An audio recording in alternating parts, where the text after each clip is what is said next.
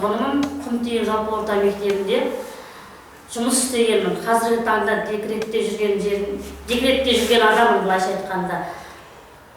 Декретте отырған жеріме заңсызбен жұмыстан директорым Есенәлі Жетібаев мырза жұмыстан шығарып жіберген. Бұл жөнінде еңбек инспекциясына арызданғам, еңбек инспекциясы мені қолдап жұмысқа қойсын деген нұсқама қағаз берген. Оны орындаған жоқ. Біраз жерге барып, әкімге де барамын, Гаронаға да барамын, кіре алмай қайтамын.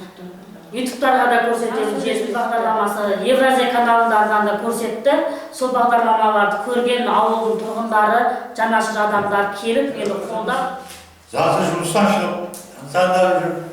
Әнем баламын жарым жан. Bir жаққа барып істеп жүр.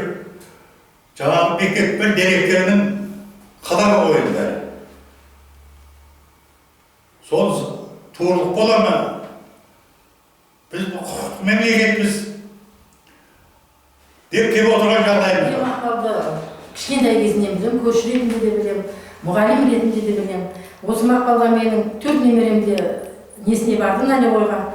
Жақсы, нәтижелі балаларым, бәрі үздік төртеу. Бұны Евразиядан көрдім, жан сөйлесімнен көрдім. Әрине жанымыз ашиды көрші болғаннан кейін, бір ауылдас болғаннан кейін. Бұл көп балалы ана. Неге бұны жұмыстан шығарады? Қандай заңға сүйеніп шығарады? Бала күтімінде отырған ананы. Одан кейін өзі сол кезде 2 қабатта болды.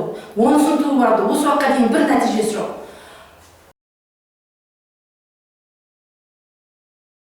2 жыл айтысқан деген масқара ғой.